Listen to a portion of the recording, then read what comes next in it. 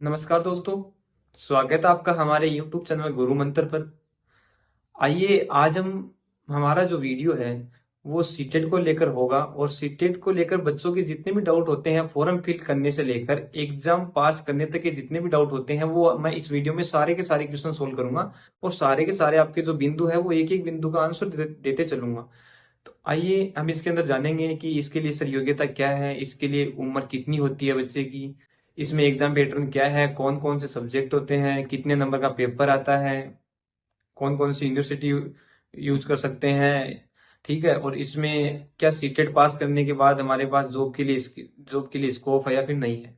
तो आइए हम एक एक बिंदु की ओर बढ़ते हैं और एक एक सर्वप्रथम हमारा क्वेश्चन होता है कि सर ये बताइए इसके लिए योग्यता क्या है। तो अगर आप किसी भी ट्रेनिंग कोर्स में जैसे डीएलएड हो या फिर डीएड हो या फिर बीएड हो, किसी में भी आपने अगर एडमिशन ले लिया है तो आप इसके लिए एलिजिबल हो। आज से थोड़े दिन पहले मतलब लगभग 3 से 4 साल पहले क्या सिस्टम था कि अगर आप ट्रेनिंग कोर्स के लास्ट ईयर में हो तो ही आप सीटेट के लिए एलिजिबल हो, लेकिन अभी सरकार ने यह काम कर दिया है कि अगर आपने ट्रेनिंग कोर्स में एडमिशन ले लिया है या फिर आपको एडमिशन लिए हुए एक ही दिन भी हो गया है तो आप सीटेट की एग्जाम दे सकते हो और आप उसके लिए एलिजिबल हो।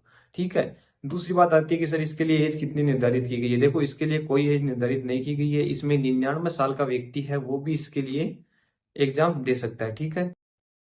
अब देखिए आगे हम बात करते हैं कि सर इसके लिए एग्जाम पैटर्न क्या है। देखिए इसके लिए एग्जाम पैटर्न है वो आपके 150 क्वेश्चन आते हैं 150 मिनट के लिए। 150 क्वेश्चन आते हैं 150 मिनट के लिए, मतलब 2.5 घंटे हो गया आपको।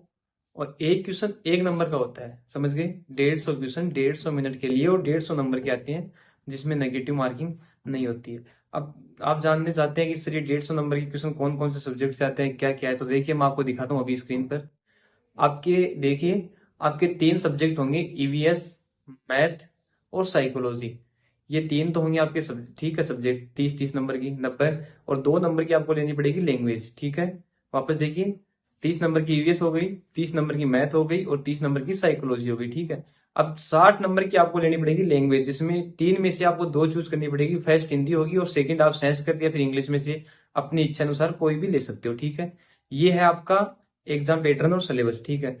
अब इसके अंदर बोलते हैं कि सर 150 नंबर में से हमें कितने नंबर लाने होंगे। अगर आप ओबीसी, एससी और एसटी से हो तो आपको 82 नंबर। अगर आप जनरल से आते हो तो आपको 90 नंबर। और अगर आप 90 नंबर लेकर आ जाते हो तो आप अदर किसी स्टेट में भी टीचर बनने की तैयारी कर सकते हो या फिर एलिजिबल हो। समझ गए, ये एग्जाम पैटर्न है, ये इतना चाहिए। अब आपका सवाल आता है कि क्या सर इसके लिए स्कोप है या फिर नहीं है। देखिए स्कोप है। अगर आप सीटेट की एग्जाम पास कर लेते हो तो आपके पास एक सर्टिफिकेट आ जाता है। सर्टिफिकेट आने के बाद अगर आप गवर्नमेंट जॉब भी नहीं लग सकते हो तो भी आप एक प्राइवेट सेक्टर में अच्छा रुपए कमा सकते हो पढ़ाकर। और अगर आपने सीटेट पास कर ली है और अगर आपके 90 प्लस नंबर है तो आप केवीएस या फिर डी ट्रिपल एस भी, जो कि केवीएस केंद्रीय विद्यालय होती है, डी ट्रिपल एस भी दिल्ली दिल्ली की होती है। ठीक है, वहां टीचर बनने की तैयारी कर सकते हो। बाकी आप अदर स्टेट में भी जैसे बीपीएससी है, बीपीएससी वगैरह है, यूपी टेट वगैरह है, जितनी भी एग्जाम्स होती है उन एग्जाम के लिए आप सभी के सभी एग्जाम के लिए एलिजिबल हो। अब एक बार फिर से मैं जाता हूं कहां पर, एग्जाम पैटर्न पर। एग्जाम पैटर्न पर फिर से आऊं, मैंने क्या बताया, 30 नंबर की ईवीएस, 30 नंबर की मैथ, 30 नंबर की साइकोलॉजी, 30 नंबर की हिंदी और एक बार 30 नंबर की लैंग्वेज संस्कृत मान लो। ठीक है, हो गए 150 नंबर के क्वेश्चन हो गए। अब 150 नंबर में से आपकी जो साइकोलॉजी है, मैथ है, ईवीएस है, हिंदी है, संस्कृत है।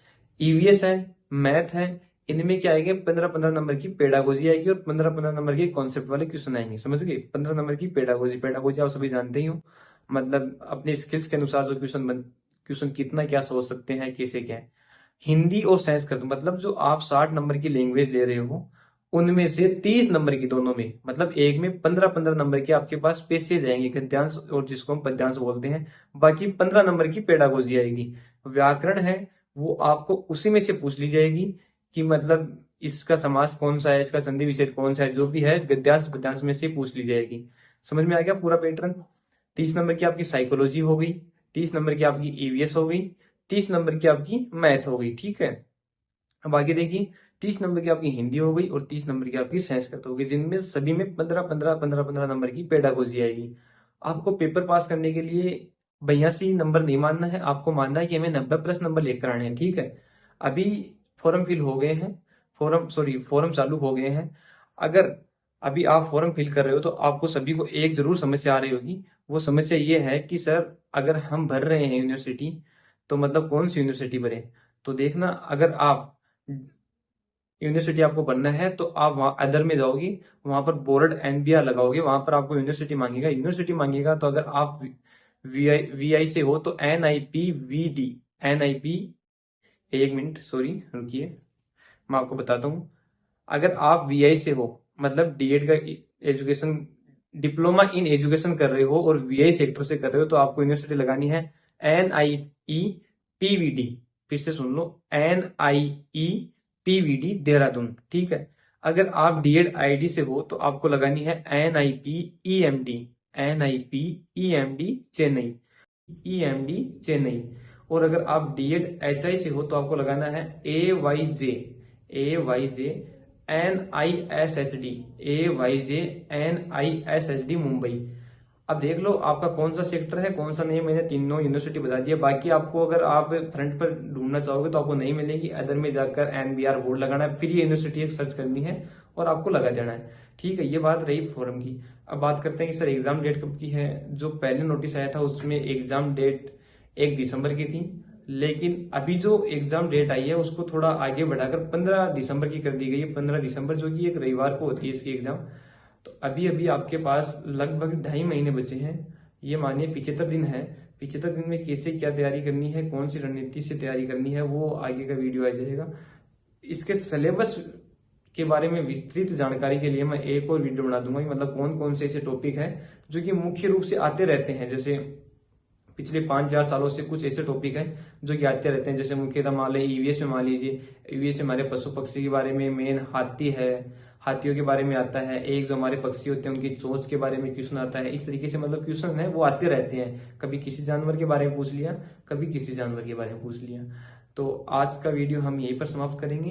बाकी अगर आपके और कोई भी डाउट हो तो हमें आप कमेंट बॉक्स में लिख दीजिएगा, वहां पर देखकर मैं और वीडियो बना दूंगा। आज के लिए इतना ही। Thank you.